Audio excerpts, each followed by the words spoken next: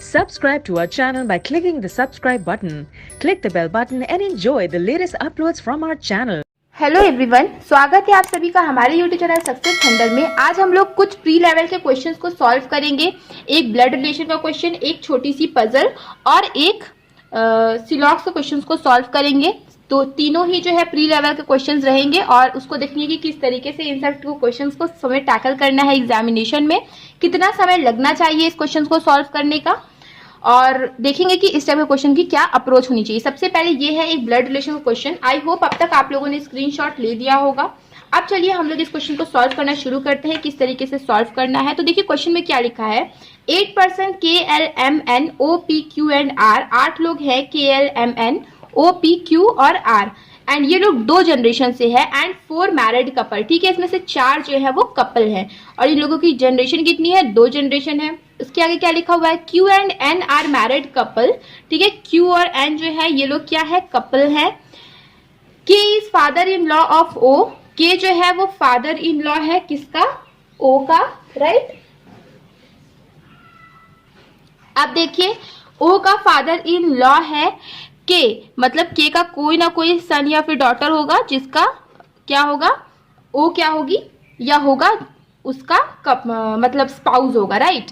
O who is sister in law of L, O जो है वो सिस्टर इन लॉ है L का, मतलब K का कोई ना कोई सन होगा और O सिस्टर इन लॉ किसकी है, L की, मतलब L क्या होगी, या तो फिर भाई होगा या तो फिर बहन होगा O के हस्बैंड का, राइट।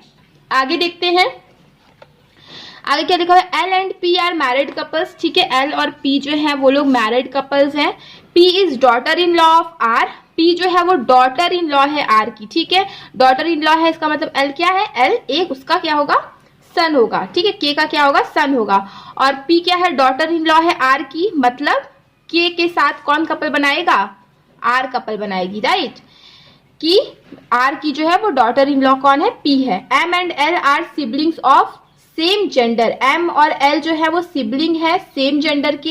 देखो 1 2 3 4 5 6 7 8 8 लोगों का अरेंजमेंट हो गया। M और L जो है वो सिबलिंग्स है, मतलब दोनों के दोनों भाई बहन है या फिर बहन बहन है, जो भी है, या फिर भाई भाई है और उनका जेंडर सेम है। हमें L का जेंडर पता चल गया, मतलब M क्या है, वो मेल है।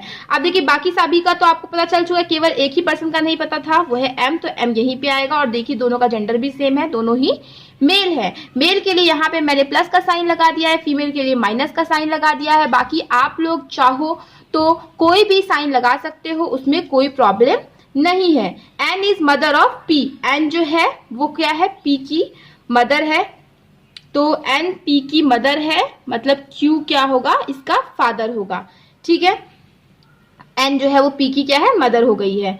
तो इस तरीके से देखिए ये 2 जनरेशन में ये पूरा पजल सॉल्व हो गया, जिसमें कि 1 2 3 4 4 कपल्स भी हैं। और ये रहा ब्लड रिलेशन का एक छोटा सा क्वेश्चन था, how is P related to M, P जो है वो M से कैसे रिलेटेड है, तो P क्या होगी, वो सिस्टर इन लॉ होगी M की, राइट। तो छोटा सा एक क्वेश्चन भी था इसके साथ।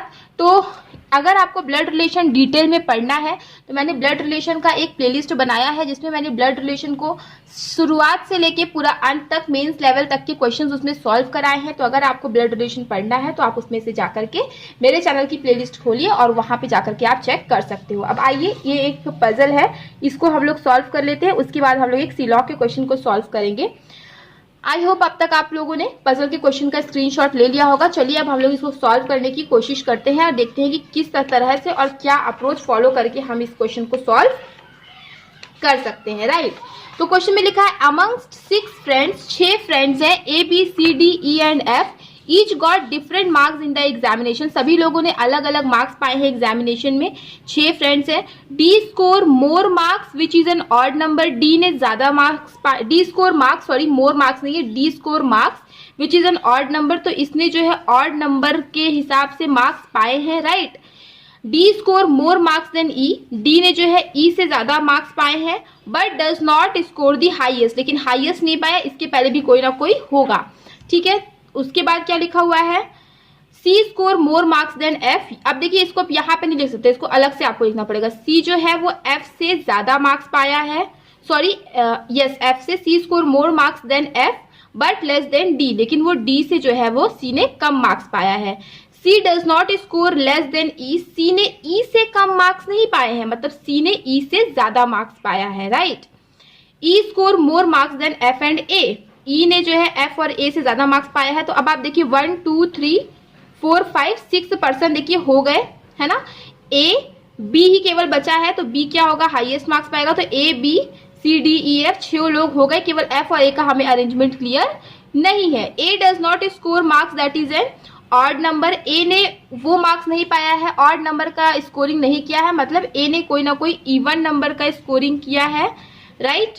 ए does not score marks that is an odd number. One who scored minimum marks scored 31, minimum marks जिसने स्कोर किए हैं उसका 31 मार्क्स है। अब क्योंकि बोला है कि ए जो है वो इवन नंबर ऑफ मार्क्स पाया है, मतलब ए तो 31 मार्क्स स्कोर नहीं किया होगा, मतलब एफ ही होगा जो कि 31 मार्क्स स्कोर किया होगा।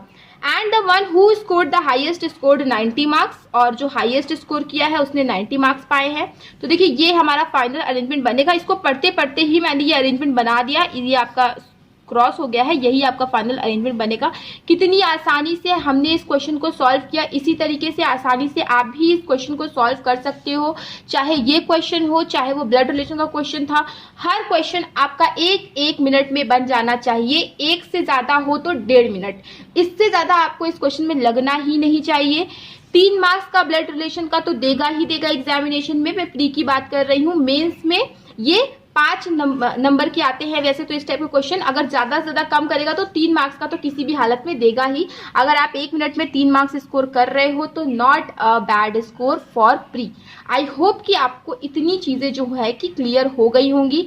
काफी इसी टाइप के क्वेश्चंस आते हैं, जो लोग एग्जाम देते होंगे उन्हें पता होगा कि इसी टाइप के क्वेश्चंस एग्जामिनेशंस में आते हैं, इसी टाइप के क्वेश्चन आपको एग्जामिनेशन में देखने को मिलेंगे।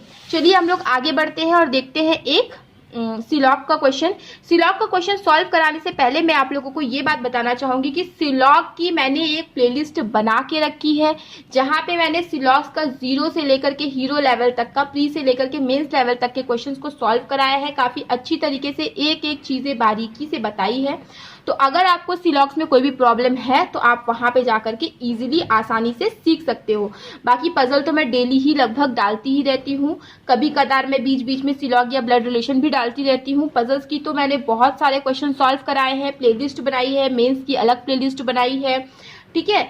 तो आई होप अगर आप लोगों को कोई प्रॉब्लम होगी तो आप उसमें से जाकर के चेक कर लोगे। चलिए फिर हम लोग यहाँ पे सिलॉग का क्वेश्चन सॉल्व करना शुरू करते हैं। तो यहाँ क्वेश्चन में क्या लिखा हुआ है, सम ब्लू आर ग्रीन, कुछ ब्लू ग्रीन है। तो देखिए सम ब्लू इज ग्रीन, यहाँ पे मैं केवल इनिशियल्स लिख रही हूँ क्योंकि अल्टीमेटली हमें समय को बचाना है। समय कैसे बचेगा, इसी तरीके से बचेगा जब आप थोड़ा थोड़ा सा लिखने में समय को बचाओगे। थोड़ा थोड़ा समय करके आपका अगर 2 मिनट भी बच जाता है तब भी आप सारे बच्चों से 2 मिनट आगे हो, और प्री के एग्जाम में 2 मिनट आगे होना मतलब बहुत आगे होता है, ये आप सब लोग अच्छी तरीके से जानते हो। आगे बढ़ते हैं।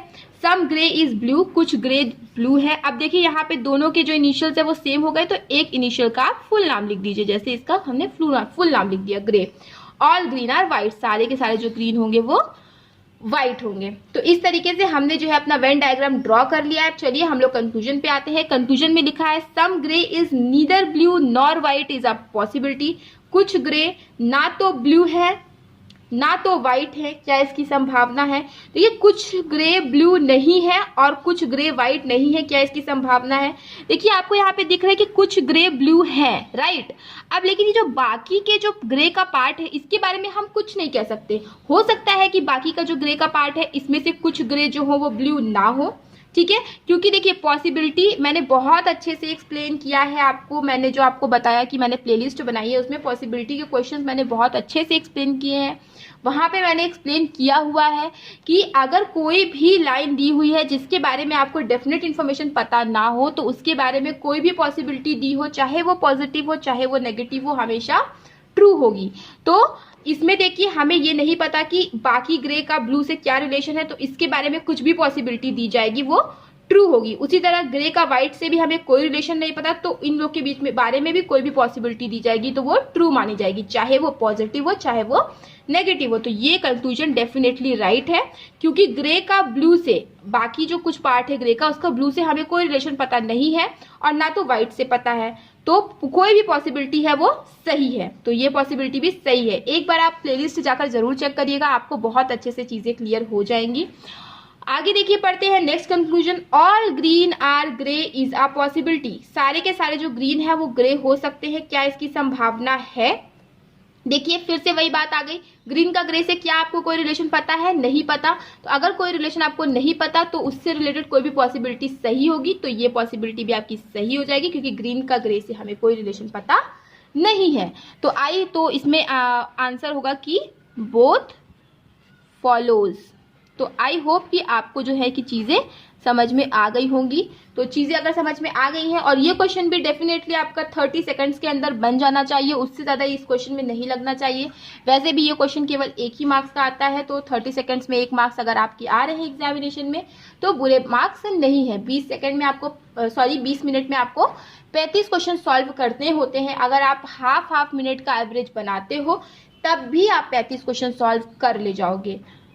तो आई होप कि आपकी जो चीजें हैं वो क्लियर हो गई होंगी। चीजें क्लियर हो गई हैं तो वीडियो को लाइक कर दीजिएगा, शेयर करिएगा, और चैनल पे पहली बार अगर आप आए हैं चैनल को सब्सक्राइब करना मत भूलिएगा। अच्छा, मैंने अगर हाफ मिनट कहा है तो ये मैंने एक इजी लेवल पेपर के लिए कहा है। जरूरी नहीं है कि हर लेवल के पेपर के लिए आपको हाफ मिनट लगे, ज्यादा भी लग सकते हैं। मैंने एक इजी लेवल पेपर के हिसाब से कहा है। कोई कॉमेंट सेक्शन में कॉमेंट ना करे इस लाइन को लेकर के, इसलिए मैंने इस सेंटेंस को दोबारा रिपीट कर दिया। तो चलिए फिर मिलते हैं अपने नेक्स्ट वीडियो में।